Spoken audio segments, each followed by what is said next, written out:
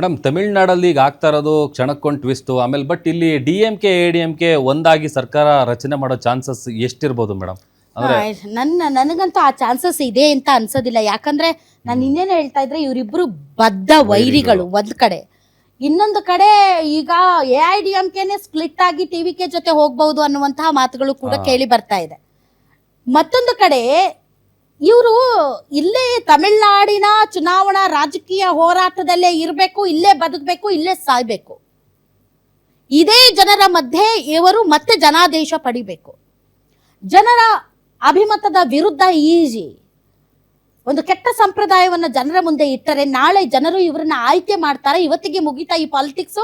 ಸ್ಟಾಲಿನ್ದು, ಉದಯನಿಧಿದು, ಇವ್ರದೆಲ್ಲ politics ಇವತ್ತಿಗೆ ಮುಗೀತಾ? ತುಂಬಾ ತುಂಬಾ ಸ್ಟಿಲ್ ಲಾಂಗ್ ವೇ ಟು ಗೋ.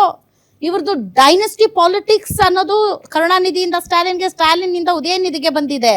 ಇವ್ರು ಇವತ್ತಿಗೆ ಮುಗಿಸ್ಬಿಡ್ತಾರೆ. ಇವತ್ತು ಅಪವಿತ್ರ ಮೈತ್ರಿ ಅಂತ ಏನ್ ಹೇಳ್ತಾರೆ, ಐಡಿಯಾಲಜಿಕಲ್ ಡಿಫ್ರೆನ್ಸಸ್ ಇದೆ ಇವ್ರದ್ದು. ಇವರಿಬ್ಬರು ಆನ್ ದಿ ಗ್ರೌಂಡ್, ಇವರು ಒಂದಾದ್ರೂ ಕೂಡ ಗ್ರೌಂಡ್ ಅಲ್ಲಿರುವಂತಹ ಕಾರ್ಯಕರ್ತರು ಇದನ್ನ ಒಪ್ಕೊಳ್ತಾರ? ನೋ. ಸೊ ಇವರು ಇವತ್ತು ಅಪವಿತ್ರ ಮೈತ್ರಿ ಅಂತ ಮಾಡ್ಕೊಂಡು ಮುಂದಿನ ದಿನಗಳಲ್ಲಿ ಯಾವ ಮುಖ ಇಟ್ಕೊಂಡು ಇವ್ರು ಜನರ ಹತ್ರ ಹೋಗ್ತಾರೆ?